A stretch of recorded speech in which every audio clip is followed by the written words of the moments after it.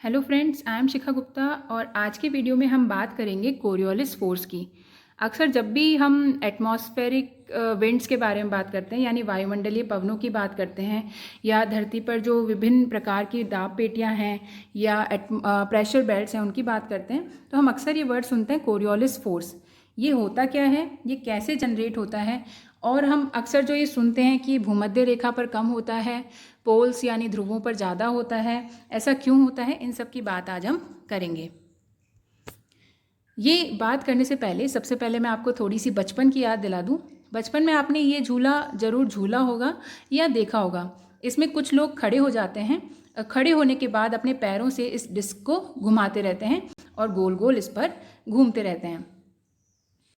Suppose ये दो लोग हैं और ये मैरी गो राउंड झूला है और इस पर दो लोग झूल रहे हैं। ये है ए और ये है बी। ए ने बी को एक बॉल पास की।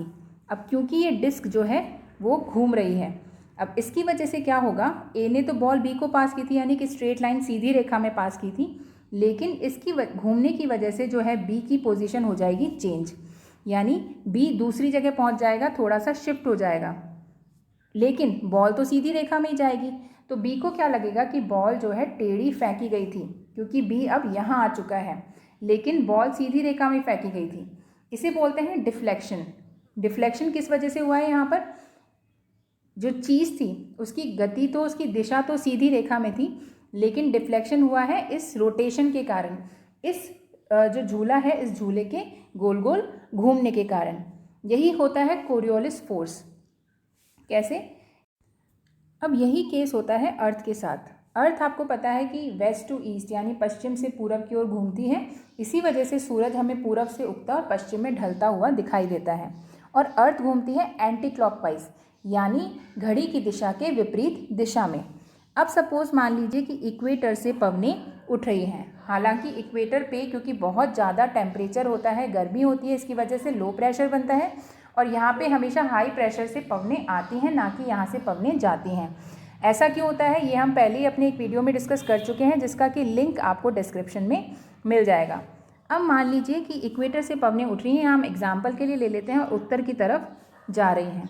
अब क्योंकि ये पवनें तो स्ट्रेट लाइन में जा रही हैं, लेकिन क्योंकि अर्थ रोटेट हो रही है और पश्चिम से पूरब की ओर जा रही हैं, तो हमें ये पवनें भी पूरब की ओर जाती हुई दिखाई देंगी।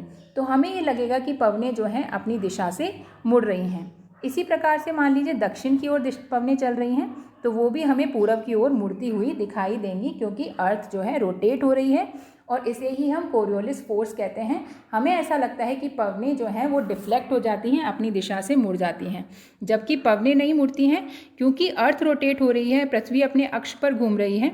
इसकी वजह से हमें पवनें मुड़ती हुई, अपनी दिशा से विचलित होती हुई दिखाई देती हैं। तो यानी यही कोरियोलिस फोर्स है, और इसकी वजह से उत्तरी गोलार्ध में, जैसा कि हम देख रहे हैं, ये उत्तरी गोलार्ध है और ये है दक्षिणी गोलार्ध। तो उत्तरी गोलार्ध में हमें पवनें अपनी दिशा के बाईं ओर, अपनी दिशा के दाईं ओर जाती हुई दिखाई देती हैं, और दक्षिणी गोलार्ध में अपनी दिशा के बाईं ओर मुड़ती हुई दिखाई देती हैं। यानी जाना तो इनको सीधे चाहिए था, लेकिन ये दाईं ओर मुड़ जा रही हैं। इसी प्रकार से दक्षिणी गोलार्ध में क्या हो रहा है, इन्हें जाना तो चाहिए था सीधा, लेकिन क्या हो रहा है, ये अपने बाईं ओर मुड़ जाती हैं। इसे बोलते हैं कोरियोलिस फोर्स। अब हम बात करते हैं कि जो पृथ्वी के डिफरेंट लैटिट्यूड्स हैं उन पर कोरियोलिस फोर्स जो है वो वेरी क्यों करता है, अलग अलग क्यों होता है। देखिए, जैसा कि हम देख सकते हैं, इक्वेटर यानी भूमध्य रेखा सबसे लंबा अक्षांश होता है। अगर देखें तो सबसे लंबी परिधि है इक्वेटर की, अगर इसको एक सर्कल माने, और नॉर्थ पोल और साउथ पोल जो होता है वो एक पॉइंट जैसे होते हैं, बिंदु जैसे होते हैं। ठीक है, तो यानी जैसे जैसे लैटिट्यूड बढ़ रहा है, यानी 0 से हम 90 डिग्री जाएंगे, तो उनकी लंबाई जो है घटती जाती है।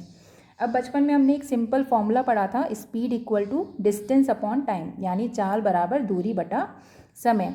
यानी जितनी ज़्यादा लंबाई होगी और जितनी कम समय होगा उतनी ज़्यादा चाल ज़्यादा होगी, वहीं जितनी कम दूरी होगी और जितनी ज़्यादा जो है समय लगेगा उतनी ही कम चाल होगी। अब यहाँ पे देखिए, समय तो बराबर है, अर्थ जो है वो रोटेट होती है 24 घंटे में, अपने अक्ष पर पूरी घूम जाती है 24 घंटे में। अब अगर देखिए हम पोल्स पर बात करें, तो पोल्स वाले वृत्त पे अगर हम बात करें तो वो एक बिंदु जैसा है, तो यानी पूरे 24 घंटे में एक बिंदु के बराबर घूमती है अर्थ, तो यानी चाल क्या होगी, कम।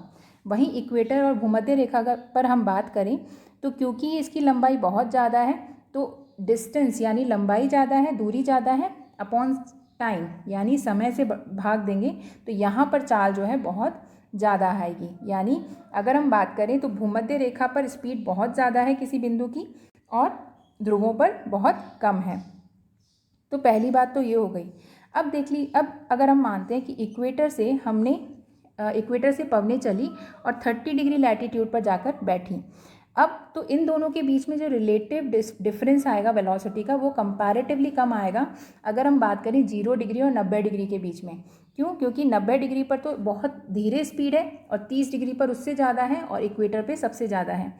तो डिफ्लेक्शन जो है वो सबसे ज़्यादा हमें पोल्स पर फील होगा क्योंकि इक्वेटर और जो ध्रुव हैं उनकी वेलोसिटी, उनकी स्पीड में बहुत ज़्यादा डिफरेंस है और जबकि जो जितने अक्षांशों में कम डिफरेंस होगा उतना ही कम डिफरेंस होगा वेलोसिटी में, इसलिए उतना ही कम डिफरेंस होगा कोरियोलिस फोर्स में।